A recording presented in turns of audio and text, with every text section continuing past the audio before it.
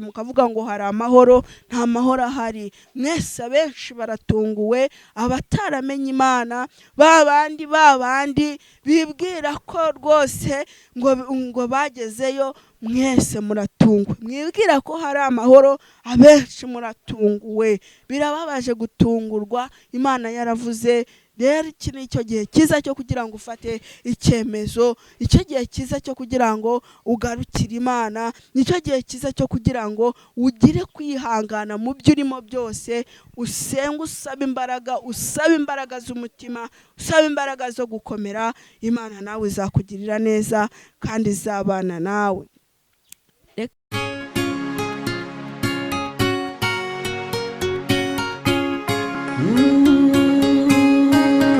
Emana we, Yesu we, ingoma yawe niyamamare. Reka tubasuhuze kandi tubifurize amahoro y'Imana, umugisha Imana itanga ubane namwe mwese, abari mu Rwanda n'abari hanze n'igihugu cy'u Rwanda. Mwese nimugubwe neza kandi mugubwe neza cyane. Nk'uko mubibona kuri kamera zacu, twagize umugisha wo kubana n'umukozi w'Imana. Reka musabe kugira ngo abasuhuze. Yesu nashimwe cyane, amahoro y'Imana nabane namwe. Amazina yanjye ni Rebeka. Yesu aduhane umugisha cyane. Urakoze cyane. Imana amahoro niguhereze umugisha kubwo kwitabira ubutumire bwacu twagutumiye. Reka ngusabe kugira ngo ubanze usenge Imana. Uri data wa twese mwiza, uri Imana y'amahoro, uri Imana yo kwizerwa, ugira neza bugacya bukira. Turagushimye kubw'uyu mwuka waduhaye duhumeka, izina ryawe nirihabwe icyubahiro. Ngaho rero tukweretse aka kanya kugira ngo ntaba ari twe Mana, ubane natwe tuyoborwe nawe, mu kuvuga ijambo ryawe tuyoborwe nawe, kuko namenye neza ko abayoborwa n'umwuka nibo bana b'Imana. Reka rero Uwiteka tukubanje imbere muri byose, kandi ijambo rigiye gutambuka unyemerere imitima iraryumva, uyihe umugisha. Kandi Kristo Mana uha umugisha ku muntu wese uragirirwa neza n'iri jambo, agafata icyemezo kizima, umuhe umugisha kandi umugirire neza. Ngaho bana natwe, uganze utegeke, tuguhaye ikaze na karibu. Turakwinginze kugira ngo Mana data wa twese ubane natwe muri byose, nsenze nizeye mu izina rya Yesu Kristo, amen. Urakoze cyane kubw'isengesho ryiza uduhaye. Reka tukwakire utugezeho message Imana yaguhaye kutugezaho no munsi. Amahoro y'Imana nabane namwe. Mbanje kubasuhuza abo tutari duherukanye.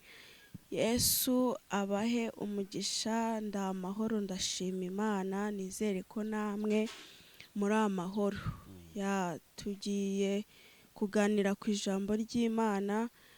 Ku bantu bumva ijambo ry'Imana njya nkunda kubasabira umugisha, kuko ijambo ry'Imana ku muntu ryumvishije ntago rimusiga ubusa. Uko byagenda kose hari ukuntu rimwubaka, hari n'ukuntu rimukura mu byaha. Rero ku muntu ryumva ntarihinyure, ntaripinge, Imana igira ute imuhe umugisha. Kuko ijambo ry'Imana riradufasha, niryo rikidusunika. Rega muri ibi bihe niryo rikidusunika mu gihe cyose. Rero nta jambo ry'Imana ufite muri wowe, njya nkunda kubwira abantu ngo menya ko nta kintu ufite. Menya ko nta kintu ufite. Waba ufite ubuhanuzi, waba ufite ibindi byose, ariko nta jambo ry'Imana ufite muri wowe, ku mutima wawe, wanditse ku mutima wawe, njya nkunda kubwira abantu ngo nta kintu waba ufite.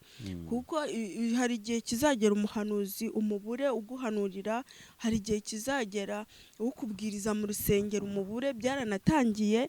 Ariko wowe nuba ufite ijambo ry'Imana muri wowe, hari ahantu mbese rizagukomeza. Waba uri mu cyumba iwawe, waba uri mu kazi, yaba uri mu biro, yaba uri ku ishuri, yaba uri he, ijambo ry'Imana rizagira ute rizagukomeza, kuko rifite muri wowe.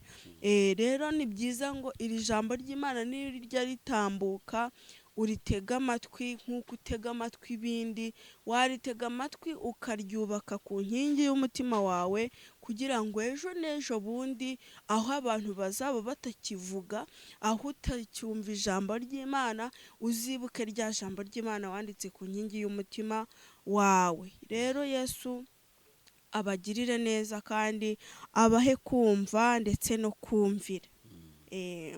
Umuririmbyi niwe waririmbye ngo nta bya none nta n'ibizaza ngo byazantanya na Yesu. Amen. Si wowe wasanga hari ibintu biri kugutandukanya na Yesu muri iyi minsi, ariko nagira ngo nkubwire ngo mu buzima bwawe bwose irinde ko hari ikintu kizagutandukanya na Yesu. Kankubwire, watandukana n'inshuti zawe, ugatandukana n'abantu wakundaga, ariko gutandukana n'Imana biragatsindwa. Gutandukana n'Imana ni umuvumo. Gutandukana n'Imana mbese ubu waba usigaranye iki? Ko ababyeyi badusiga, Imana igasigarana natwe, inshuti zikadusiga, Imana ikabana natwe.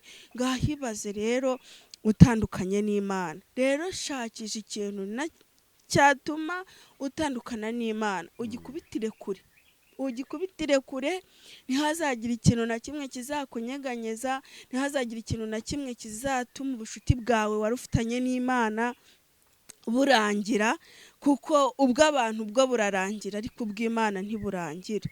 Rero gerageza ntihagire ikintu na kimwe kigutandukanya n'Imana. Reka twinjire mu ijambo ry'Imana.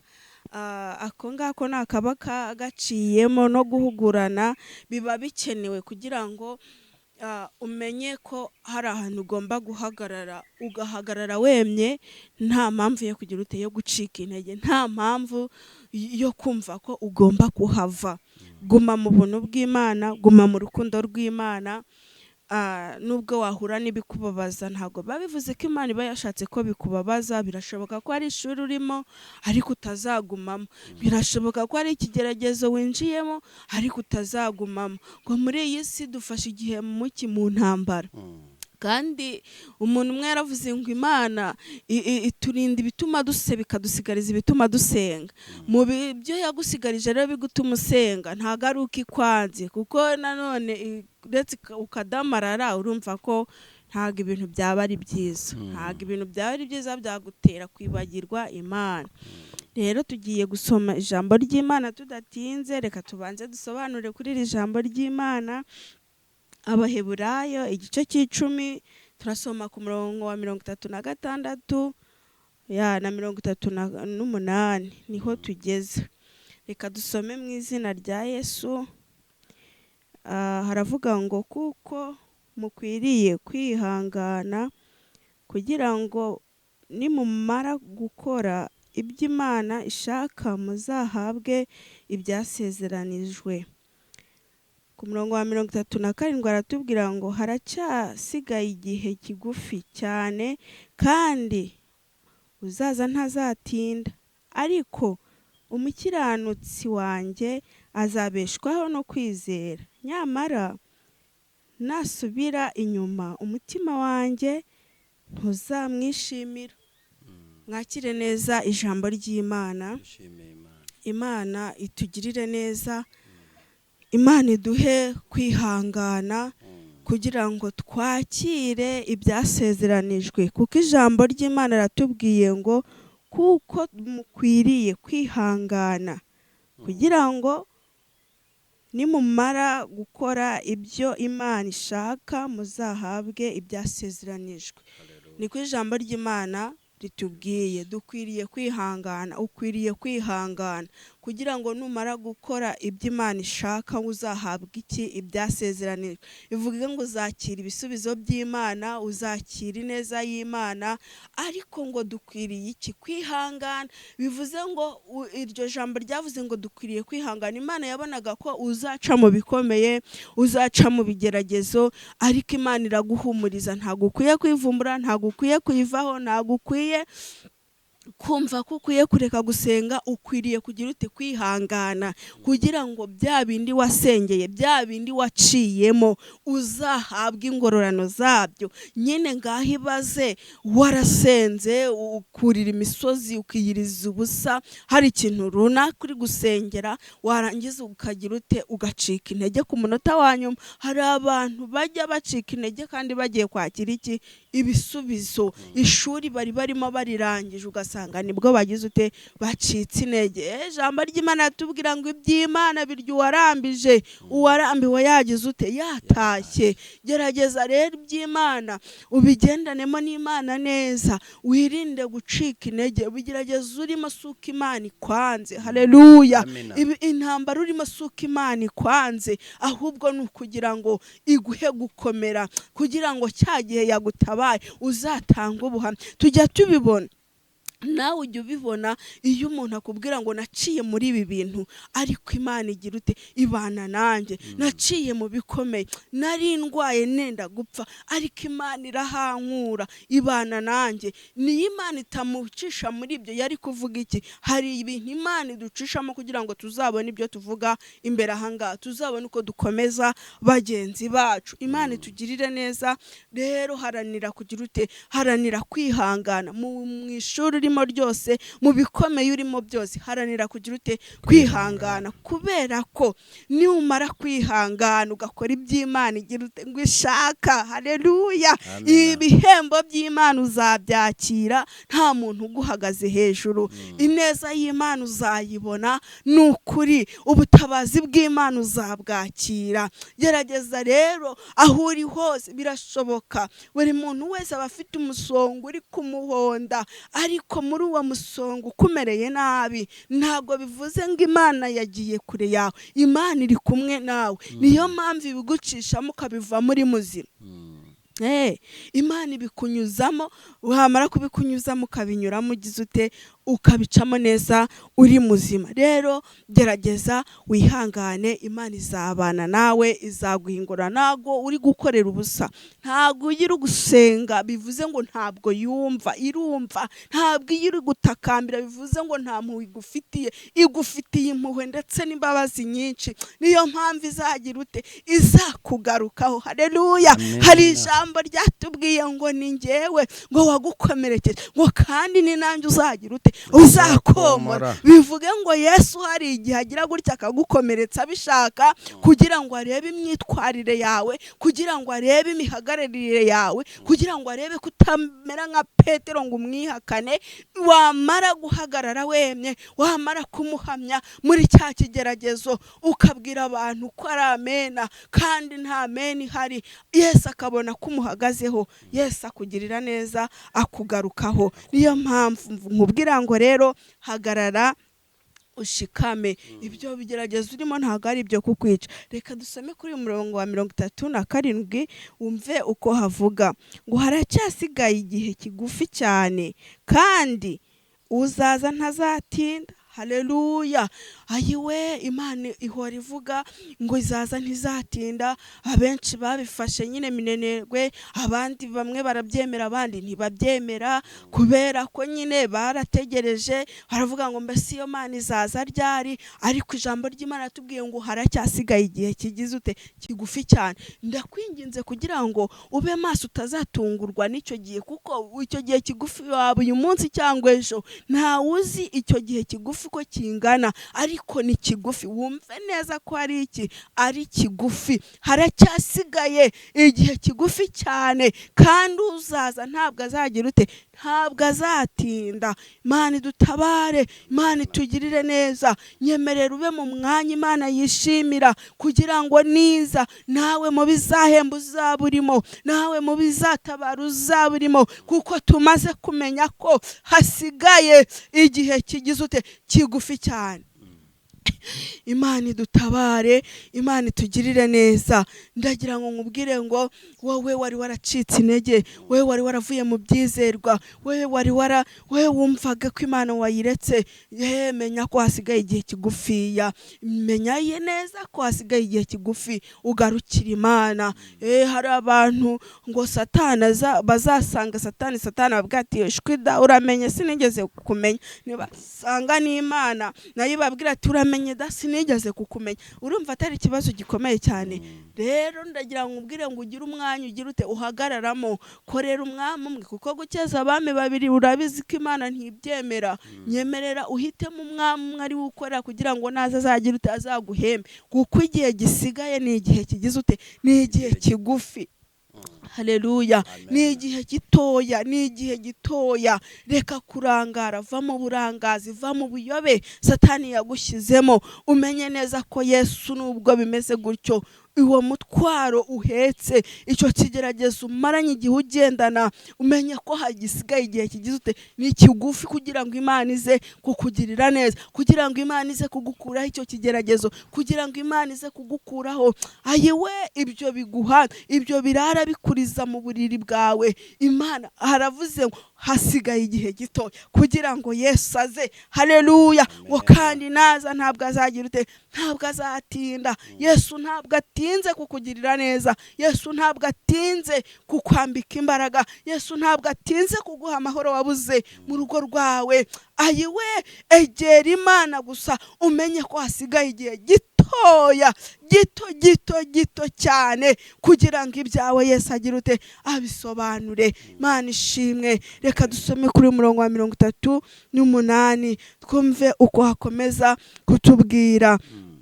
Haravuga ngo ariko umukiranutsi wanjye azabeshwaho no kwizera, nyamara nasubira inyuma umutima wanjye ntuzamwishimira. Ayiwe umva iryo jambo ry'Imana. Ariko namwe mujya muryoherwa n'ijambo ry'Imana, ukumva ijambo ry'Imana niyo waba ufite ibibazo. Niyo mpamvu mbabwira ngo mujye musoma ijambo ry'Imana, kuko iyo usomye ijambo ry'Imana uba wumva ari nk'amazi bakumenyeho, uba wumva uhembutse, uba wumva ukomeye.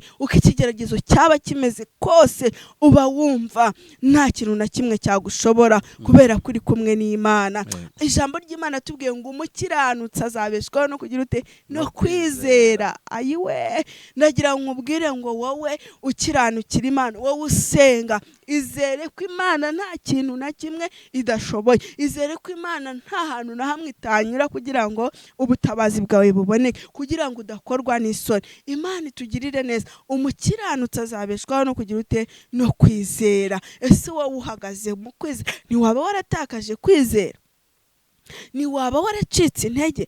Ese kwa kuntu wizera gukizera ko n'Imana nta hantu itanyura ngo ize kugutabara, uracyabyizera cyangwa watakaje kwizera? Nyemerera rero uhagarare mu kwizera kwawe, kuko tumenye neza ko umukiranutsi azabeshwaho no kugira ute, no kwizera. Abantu sigaye bitotoma ngo Imana iki ngiki iragishoboye, wariko iki ngiki kunkorera iki byarayinaniye, kuntabara byarayinaniye. Ayiwe reka nkubwire, ntago Imana byayinaniye. Imana ishimwe. Ntago Imana byayinaniye kugira ute, kugutabara. Ahubwo wowe ureba neza, usuzume neza kutatakaje kwizera kwawe, reba neza kutacitse intege, kuko ijambo ry'Imana ritubwiye neza ngo umukiranutsi azabeshwaho no kwizera. Gira kwizera, hagarara mu kwizera. Icyo kigeragezo urimo kibwire ko Imana icyo ngiki itagitinya. Icyo kigeragezo urimo ukibwire ko Imana ije kugikuraho.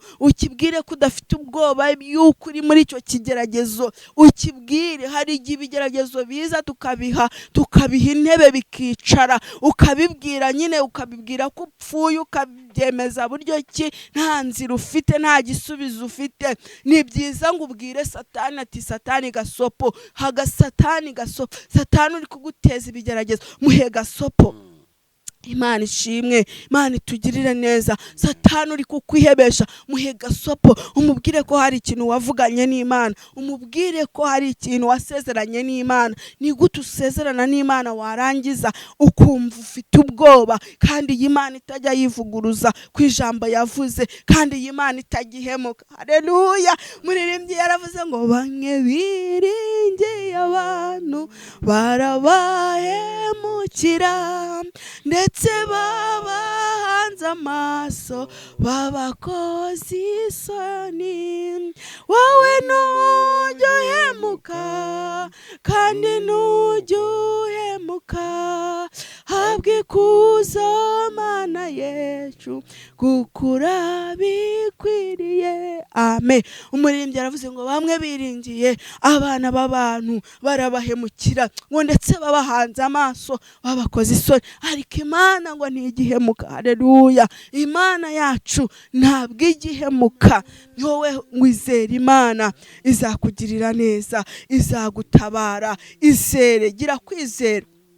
Muri iki gitondo wakwizera ko uzabona akazi. Muri iki gitondo birashoboka ko wakwizera ko nawe ugomba gukora ubukwe. Muri iki gitondo birashoboka ko ugomba kwizera ko nawe Imana izakugirira neza. Ni gute umuntu ariko akubwira ngo uzapfa gutyo ukagenda bikakurakaza, ariko Imana yakubwira ngo izakugirira neza ntugire kwizera. Ayiwe, Imana dutabare, Imana itugirire neza. Dusigaye twumva amajwi y'abantu kuruta y'Imana koko, kandi Imana ari iri hejuru ya byose. Ndagira ngo ubwire ngo Imana nta kintu na kimwe kijya kiyinanira. Imana yagiye kwa Lazaro ngo amaze iminsi 4 mu gituro, ngo yarangiza ikavuga ngo Lazaro byuka. Abantu bavuga ngo aranuka amaze iminsi 4, yewe icyo gitare mwigikuramwe ikibirindura. Yesu ajya birindura igitare, abantu bari kuvuga ngo hoya hoya, uriya ntagakwiye gutabarwa ariko ukagira ute ugatabarwa, uriya ntagakwiye kugirirwa neza ariko ukagirirwa neza. Kubera iki? Kubera umugambi w'Imana,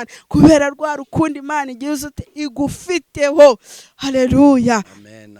Imana itugirire neza, Imana idufashe. Ijambo ry'Imana ryatubwiye ngo umukiranutsi azabeshwaho no kugira ute no kwizera.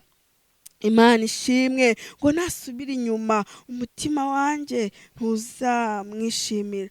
Ayiwe, umva ijambo ry'Imana uko rishoje ritubwira. Yatubwiye ngo umukiranutsi azabeshwaho no kwizera, ngo ariko ngo nasubira inyuma umutima w'Imana ntabwo uzagira ute, ngo ntabwo uzamwishimira. Gerageza ntihagire ikintu na kimwe gituma Imana ikurakarira. Imana igirakara, Imana igirakara ikaguhunga, mbese ikagenda ikakwigizayo kubera ko nawe wagize ute, nawe wayirakaje, nawe wayihunze. Ariko ndagira ngo nkubwire ngo nimba Imana ishaka ko umutima wayo wishima kubera wowe, kubera gusenga kwawe, kubera gukomeza abantu kwawe, kubera kuyivugira, kubera kuyiririmbira, kubera gusenga, gerageza rero ntihagire ikintu na kimwe gituma umutima w'Imana utishima ku bwawe. Ntihagire ikintu na kimwe gituma Imana ayiwe igutakariza icyizere yari igufitiye. Imana itugirire neza, Imana igufashe, Imana igutabare, Imana yongere iguhe kwizera. Nimba umutima wari warababaje umutima w'Imana, garukira aho ngaho. Haracyari ibyiringiro ko wagaruka imbere y'Imana, Imana ikakunezerererwa, Imana ikongera ikakwishimira, Imana ikongera ikaza mu byawe, Imana ikongera ikagutabara, Imana ikongera ayiwe ikaguha guseka. Birashoboka ko maze igihe kinini nta gitwenge ufite, ariko ntago ariko bizahora ku bategereje Uwiteka. Niko ijambo ry'Imana ritubwira. Niyo mpamvu rero nkubwira ngo ushishikariza ngo garukira aho ngaho, unezeze Imana, nicyo kiruta byose. Umutima w'Imana iyo wanejeje Imana, Imana irakugabira. Amen. Uzarebe nta kintu na kimwe wishingikirijeho, nta kintu na kimwe ukanezeza Imana. Reka nkubwire, Imana irakugabira. Imana irakugabira, Imana ikugirira neza, Imana igira gutya ikakubwira ngo niki ndagikoze, n'uru rupfu rwari kuriho ndukuyeho, ayiwe n'iki kibazo wari ufite ndagikemuye. Kubera iki? Kubera ko wanejeje Imana. Ariko se nubabaza Imana urumva uzahabwa ibyasezeranijwe nyine nk'uko ijambo ry'Imana ryatubwiye. Gerageza ugire kwizera, kuko ijambo ry'Imana ryabitubwiye, umukiranutsi azabeshwaho no kwizera. Imana ishimwe. Ngiye kugusengera Imana kugira ngo wakire kugira ute kwizera. Ngiye kugusengera Imana kugira ngo wongere ukomere. Reka nkubwire, maze iminsi ndi gusengera umurimo w'Imana. Bantu mwahagaritse gusengera umurimo w'Imana, kandi Imana mwarawusengeraga akagira byinshi ikora, hakagira byinshi isobanura, hakagira byinshi ikemura. Ndagira nkubwire ngo nawe ninde waguhaye konji zo guhagarika gusengera umurimo w'Imana? Mbese ninde waguhaye konji yo guhagarika gusengera abantu b'Imana? Ninde waguhaye konji? Ese ko wihaye konji kandi atari byo mwavuganye n'Imana, ni wewe wayihaye. Maze iminsi rero ndimo ndasengera umurimo w'Imana. Yemwe bantu mutababajwe nuko umurimo w'Imana uri kononekara, yemwe bantu mutababajwe nuko mubona ibintu byacitse, nukuri mugire muririre umurimo w'Imana. Muririmbyi niwe wabivuze neza ngo cyama mu maso yanjye hakazamo isoko y'amarira, nkarira umurimo w'Imana, nkarira abarimbuka. Ibintu bigeze kure, ibintu bigeze habi.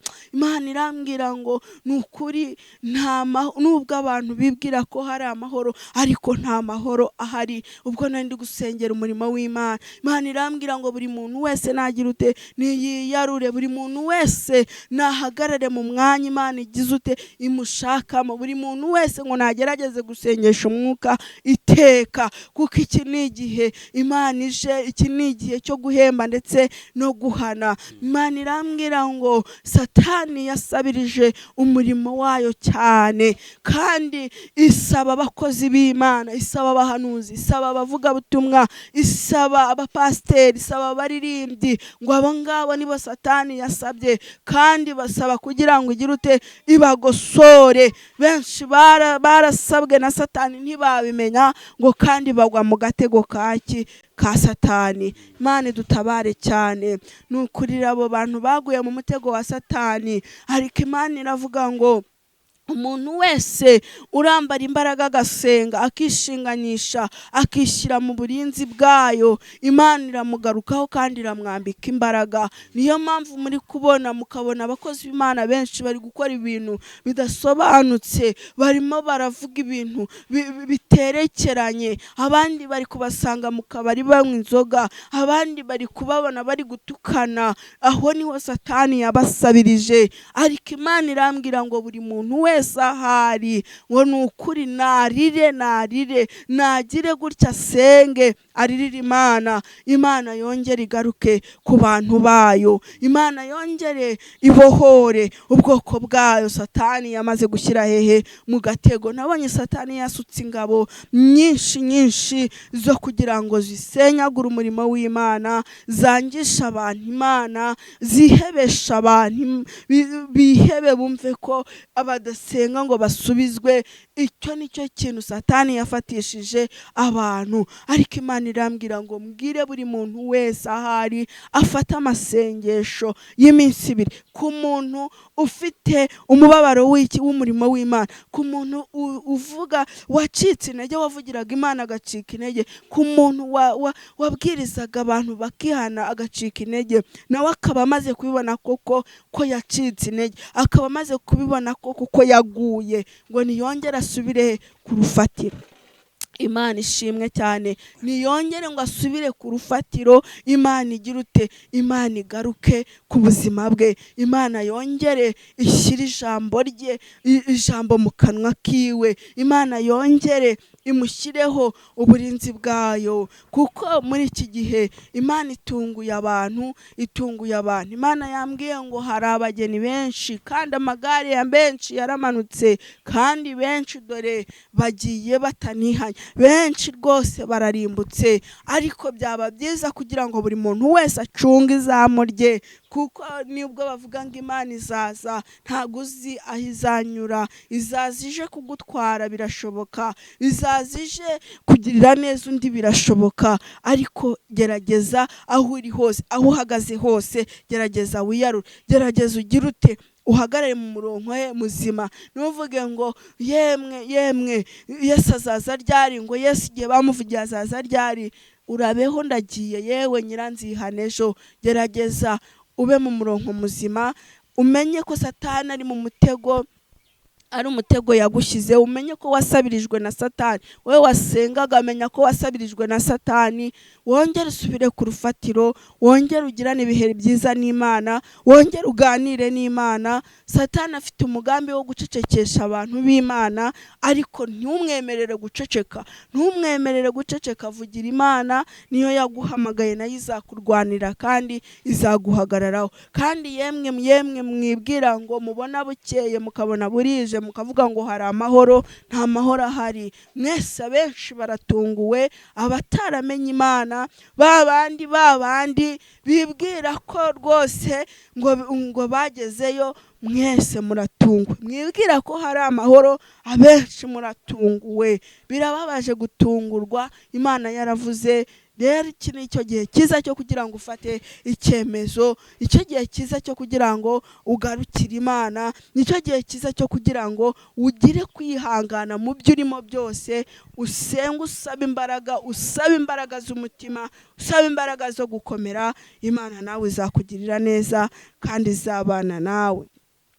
Reka rero mbashimire, Imana ibaha umugisha, Imana ibishimire cyane kubumvira ijambo ry'Imana. Twe tuvuga tuzavuga kuko ntitwihamagaye, ariko uwumva azumva, ngo kuko habwirwa benshi hakumva beneyo. Nta kizatubuza rero kuvugira Imana. Twe ntidutinye ibihe turimo, ntidutinye iki. Niyo mpamvu Imana yivuze ngo vuga, ikaguhereza mikoro ngo vuga, ugomba kuvuga kandi ukagira ute ukarangurura.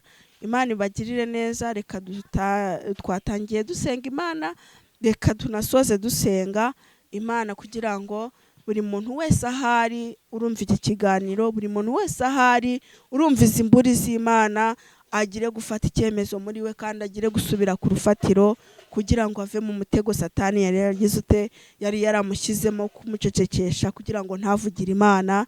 Kanguka usenge, ube mu bihe byiza aho waba uri hose, usenge, Imana nayo izakugarukaho. Yesu rero abaha umugisha cyane. Uri data wa twahoro, gira neza bugacya bukira. Mana si rimwe si kabiri twabonye ineza yawe. Mana wagiye ukura abantu mu byaha tukakubona, wagiye utabara abantu bawe tukakubona.